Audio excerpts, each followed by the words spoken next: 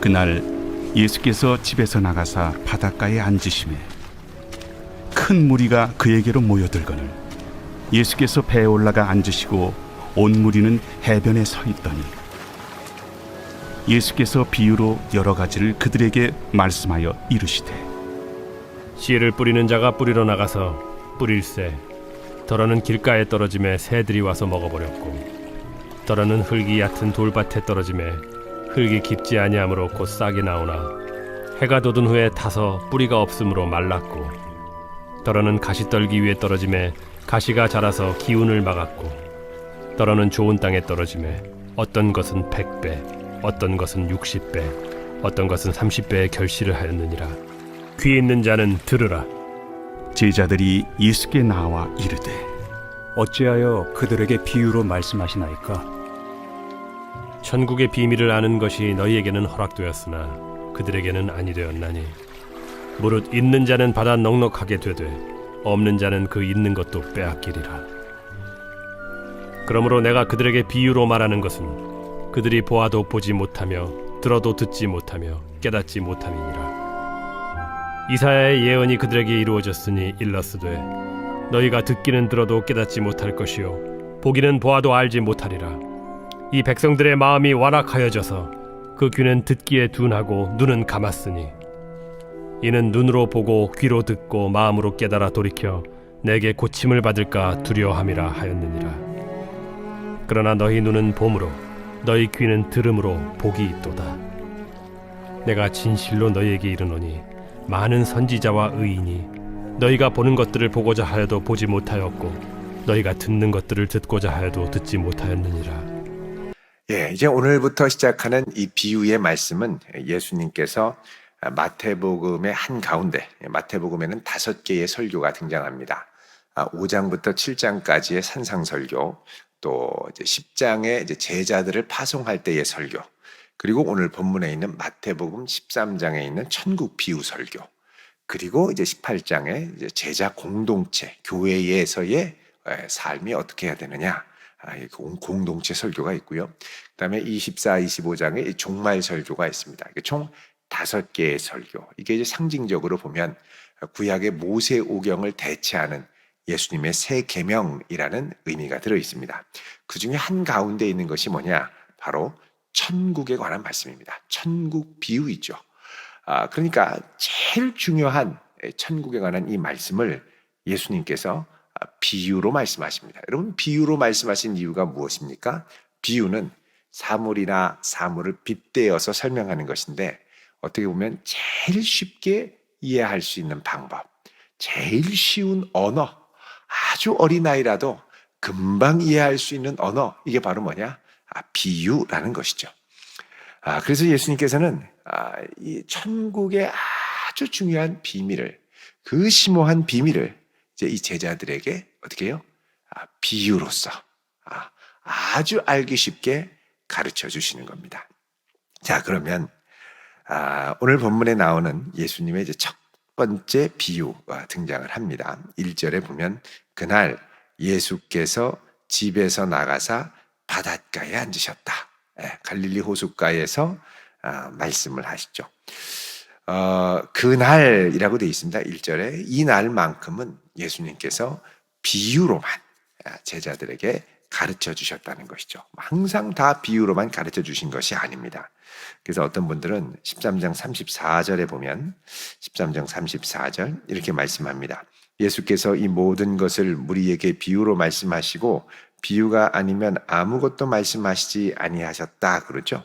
이 비유가 아니면 아무것도 말씀하시지 않았다 그래서 모든 것을 비유로 말씀하셨다라고 합니다만 그게 아니고 오늘 말씀 1절에 이야기하는 것처럼 그날 이렇게 되어 있습니다. 다른 말로 하면 이날만큼은 예수님이 비유로만 말씀하셨다. 비유를 주로 가르치셨다라는 것이죠. 자, 그래서 제자들에게 비유로 하나님 나라에 대해서 말씀합니다. 하나님 나라를 어떻게 이해해야 할까? 여러분, 이 비유로 말씀하고자 하는 예수님의 이 고민이 담겨 있는 흔적이 있는 구절이 있습니다. 마가복음 4장 30절을 보시면요. 마가복음 4장 30절 이렇게 말씀하죠. 자, 또 이르시되 우리가 하나님의 나라를 어떻게 비교하며 또 무슨 비유로 나타낼까? 자, 하나님의 나라를 어떻게 비교하고 또 무슨 비유로 나타낼까? 이 예수님의 말씀에는 하나님의 나라를 어떻게 하면 가능한 이 땅에 있는 것들을 통해서 쉽게 설명하며 알려줄 수 있을까? 이 고민이 있는 겁니다. 자, 그 첫 번째 하나님 나라의 이야기가 뭐냐? 바로 씨 뿌리는 비유입니다. 여기 보면 네 종류의 땅에 예수님께서 씨를 뿌리시죠. 자, 씨를 뿌리는 자가 뿌리러 가는데, 자, 첫 번째는 뭡니까? 4절에 길가에 떨어지자마자 새들이 와서 먹죠. 두 번째는 흙이 얕은 돌밭에 떨어지자 흙이 깊지 아니하기 때문에 싹이 나와서 조금 자라다가, 근데 6절에 해가 돋자 타서 말라버려서 뿌리가 이제 말라버려서 죽게 되고, 이게 깊이 열매까지는 맺지 못하는 겁니다. 또 7절에 보면 가시떨기 위에 떨어지니까 자라기는 하는데 위에 가시떨기들이 너무 많아서 기운을 막았다 그러죠. 또 더러는 좋은 땅에 떨어짐에 어떤 것은 100배, 어떤 것은 60배, 어떤 것은 30배의 결실을 하였느니라 말씀합니다. 그러면서 귀 있는 자는 들으라 그럽니다. 자, 이것은 하나님 나라가 어떻게 형성되는 것을 알려주시는 일종의 비유의 말씀입니다. 물론 예수님께서는 이 말씀이 그 당시에 농경 상황에 비해서 대주에서 볼 때 너무 쉽게 이해할 수 있는 거죠. 근데 이것들을 혹시라도 오해할 수 있을 것 같아서 이 첫 번째 비유 같은 경우는 예수님이 이제 18절부터 23절까지 설명을 해주십니다. 이 설명하시는 이제 해설의 말씀은 우리가 이제 내일 또 우리 함께 묵상을 하겠습니다만, 중요한 것은 뭐냐? 씨를 뿌리니 다 자라서 열매 맺는 것은 아니더라라는 것이죠. 하나님의 말씀이 선포될 때 이 말씀을 기쁘게 듣고 이 말씀을 아주 감사하게 듣는 사람이 있는가 하면, 어떤 사람은 말씀을 듣고 조금 이렇게 좀 뭔가 살아보려고 하다가 금방 말라 비틀어지는 경우가 있고, 그래서 이제 다 다르다는 겁니다. 그래서 하나님의 말씀을 좋은 마음으로 잘 받는 것이 아주 중요하다라는 말씀을 예수님께서 하십니다. 자, 이렇게 비유로 말씀을 하시자 10절에 제자들이 나와서 말합니다. 예수님 어찌하여 그들에게 비유로 말씀하십니까? 그러자 예수님이 말씀하시죠. 천국의 비밀을 아는 것이 너희에게는 허락되었으나 그들에게는 아니 되었다라고 합니다. 자, 제자들이 예수님 왜 저들에게 비유로 말씀하십니까? 그러자 너희들에게는 허락됐지만 저들에게는 허락되지 않았기 때문이야 라고 말씀합니다. 아니, 비유는 우리가 알기에 아주 쉬운 말씀인데 왜 이렇게 쉬운 말씀을 했음에도 불구하고 저들은 제대로 깨닫지 못할까요? 12절에 있는 자는 받아 넉넉하게 돼도 또 없는 자는 있는 것도 빼앗기리라 그러죠. 자, 그래서 예수님 말씀합니다. 13절에 내가 그들에게 비유로 말하는 것은 보아도 보지 못하며 들어도 듣지 못하며 깨닫지 못함이니라 그러죠. 자, 그러면 여러분, 이 비유는 이 그들이라고 하는 소위 외부 사람들에게는 전혀 들리지 않는, 전혀 수수께끼처럼 감추어진 암호 같은 것일까요? 여러분, 그렇지 않다라는 것을 우리가 이해를 좀 해야 되는데, 그거는 요한복음 12장 37절에서 40절을 보면 분명하게 나타납니다. 한번 보십시오. 요한복음 12장 37절 보시죠. 이렇게 많은 표적을 그들 앞에서 행하셨으나 예수님을 믿지 않았다 그럽니다. 왜 믿지 못했을까? 39절에 이사야가 말하되 그들의 눈을 멀게 하고 그들의 마음을 완고하게 하셨으니 이는 그들로 하여금 눈으로 보고 마음으로 깨닫고 돌이켜내게 고침을 받지 못하게 하려 함이라 그러죠. 그래서 여러분, 여기 40절에 보면 이 나라주 니은이 여기 보면 이사야 6장 10절로 되어 있죠. 이사야 6장 9절 10절의 예언을 성취하기 위한 것이라 그럽니다. 여러분, 표적을 보면 놀라야 되지 않습니까? 근데 이 사람들은 표적을 보고도 이게 하나님의 능력이라고 믿지 못합니다. 그 요한복음 12장 바로 앞에 보면 11장에 나사로를 살려주시거든요. 근데 여러분, 나사로가 살아나는데 그 나사로가 살아나는 걸 보고 하나님의 능력이다 할렐루야 하고 영광 돌리는 게 아니라, 여러분 요한복음 12장 10절 보시면요, 뭐라고 그럽니까? 대제사장들이 누구까지 죽이려고 합니까? 나사로까지 죽이려고 모이하니 나사로 때문에 많은 유대인이 가서 예수를 믿었다 그러죠. 그러니까 나사로까지 죽이려고 그래요. 나사로까지. 그 기적을 베풀어도 기적을 곧이곧대로 믿지 않습니다. 하나님의 능력으로 믿지 않습니다. 눈에 명백하게 보여 부인할 수 없는 놀라운 하나님의 이적을 보고도 못 믿는 거죠. 여러분, 이게 바로 그 앞에 마태복음 다시 오셔서 12장에 보면 그대로 나타납니다. 자, 예수님께서 12장 22절에 귀신 들려 눈 멀고 말 못하는 사람을 데려왔는데 예수님이 고쳐주시죠. 자, 이 놀라운 기적의 현장 앞에 바리새인들의 반응이 무엇입니까? 예수님이 고쳐주신 것은 귀신의 왕 바알세불, 이 파리대왕이라고 하는 바알세불을 힘입어서 쫓아냈다는 거예요. 그러니까 예수님이 쫓아낸 건 진짜 치유가 아니라 귀신의 힘을 이용했다는 거죠. 그러니까 이런 식으로 악용하며 모든 것을 비틀게 보니 예수님이 행하시는 모든 것, 그리고 예수님이 말씀하시는 모든 것들이 제대로 들릴 리가 없다라는 겁니다. 그러니까 비유같이 가장 쉬운 방법으로 하나님의 천국의 놀라운 비밀을 드러냄에도 불구하고 마음이 완악하고 황박한 사람들은 이 쉬운 비밀을 듣고도 깨닫지 못하는 거죠. 그래서 여러분, 하나님께서는 미련한 것들을 택하사 지혜 있는 자들을 부끄럽게 하시는 분입니다. 우리 한번 볼까요? 고린도전서 1장 27절. 고린도전서 1장 27절, 28절, 그리고 29절까지 한번 읽겠습니다. 신약성경 263쪽입니다. 우리 함께 보겠습니다. 그러나 하나님께서 세상에 미련한 것들을 택하사 지혜 있는 자들을 부끄럽게 하려 하시고 세상에 약한 것들을 택하사 강한 것들을 부끄럽게 하려 하시며 하나님께서 세상에 천한 것들과 멸시받는 것들과 없는 것들을 택하사 있는 것들을 패하려 하시나니 아멘. 29절도 봐야죠. 이는 아무 육체도 하나님 앞에서 자랑하지 못하게 하려 하심이라. 자, 여기 보시면요, 하나님께서 미련한 것들을 택하사 지혜 있는 것들을 부끄럽게 하신다는 겁니다. 그 방편, 이런 하나님의 역사의 방편 중에 하나가 뭐냐? 바로 비유라는 겁니다. 비유. 그래서 13절에 보시면 내가 그들에게 비유로 말하는 것은 그들이 보아도 보지 못하고 들어도 듣지 못하며 깨닫지 못함이니라, 이렇게 얘기하죠. 자, 이게 뭐냐? 예수님이 세상에서 제일 말씀을 잘 알고 소위 말하는 지혜롭다고 하는 이들의 지혜를 패하시는 방식 중에 하나라는 겁니다. 이렇게 쉽게 비유로 말해도 못 알아듣는 거죠.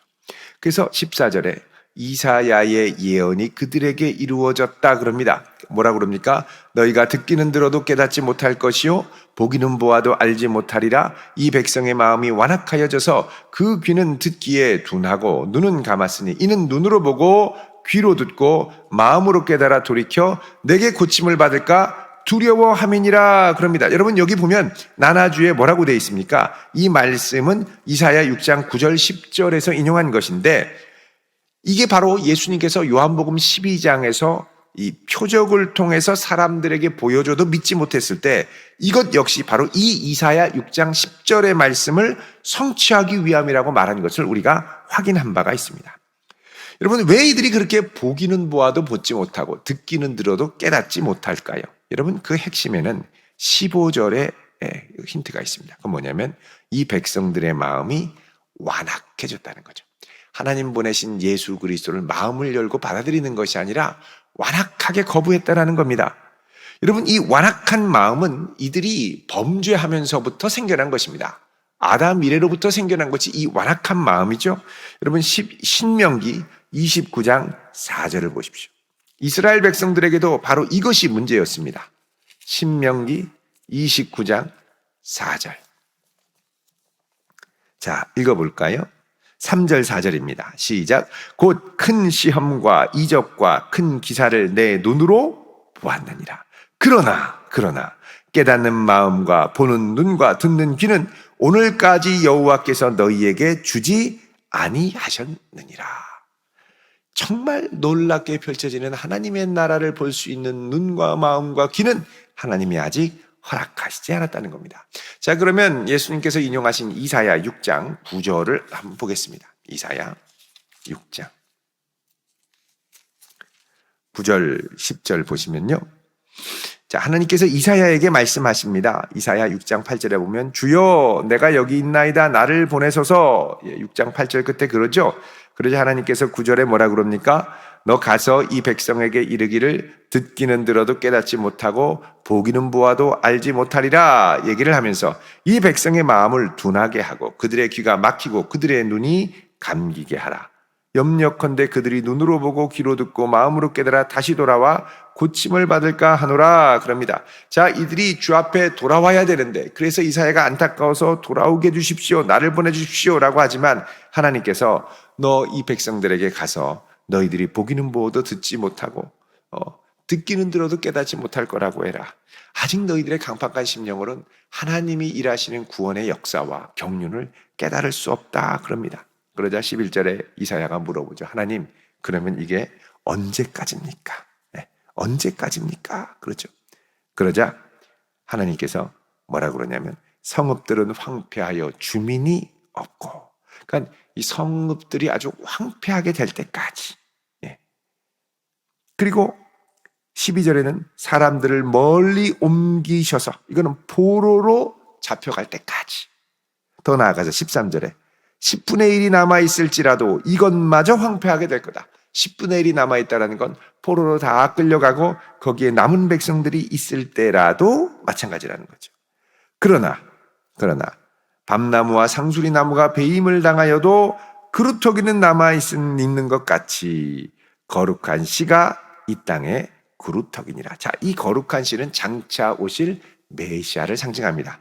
그러니까 메시아가 오실 때 비로소 사람들의 완악한 마음의 눈과 귀가 열릴 것이라는 거죠. 그런데 이때조차도 이 메시아를 마음을 열고 받아들이고 영접하는 자에게는 하나님 나라의 진리가 들리고 보게 될 것이지만, 여전히 완악한 마음으로 예수님의 역사를 보고도 부인할 수 없는 역사를 보고도 거부하면 하나님의 나라를 보고도 들어도 깨닫지 못할 것이라고 말씀하는 것입니다. 여러분, 그래서 이 하나님의 나라의 비밀을 깨닫는 것은 마음을 활짝 열고 우리 예수 그리스도께 그 마음 열고 나아가는 자들이 하나님 나라의 비밀을 깨달을 수 있게 되는 것이죠. 그래서 하나님의 나라는 가장 어리석고 연약하다 하더라도 어린아이와 같은 믿음으로 주님을 바라보는 이들에게 새롭게 열리고 경험되고 도전되고 침입하고 임하게 된다라는 것입니다. 그럼 그래서 우리가 이 하나님의 나라를, 우리가 다 예수 그리스도를 주로 삼고 이제 하나님의 나라를 여기서 경험하며 또 하나님의 나라를 사모하며 기도하며 또 이 하나님의 나라가 우리 교회를 통해 이 땅에, 특별히 이 도안 지역에 또 이 지역사회에 임하기를 기도하지 않습니까? 여러분, 그때 완악한 마음을 경계하시길 바랍니다. 마음을 활짝 열어서 우리를 위하여 큰 일을 행하시는 주님을 향하여 마음문을 열고 주여, 주의 나라가 연약한 우리들을 통하여 임하게 하여 주시옵소서. 여러분, 이런 믿음으로 나아갈 수 있는 복된 성도 되시기를 주님의 이름으로 축원드립니다. 기도하겠습니다. 할렐루야. 거룩하신 아버지 하나님, 감사합니다. 연약한 저희들을 긍휼히 여기사 주의 능력의 말씀으로 강건케 하시고 완악하고 강팍한 심령을 주여 깨끗이 씻으사 오직 부드러운 마음으로 주를 바라며 나아가는 하나님의 자녀 되게 하옵소서. 그리하여 아버지의 뜻이 하늘에서와 같이 땅에서도 이루어지게 하시고 연약하고 우둔한 저희들을 통해서 하나님 이루어질 수 있도록 역사하시며 저희들에게 믿음을 더하시고 끝까지 순종하며 주를 따라갈 수 있는 마음을 더하여 주옵소서. 이 한날도 우리의 걸음을 통하여 하나님의 나라를 경험하며 확장하게 하시고 하나님 홀로 영광받아 주옵소서. 예수님의 이름으로 기도드리옵나이다. 아멘.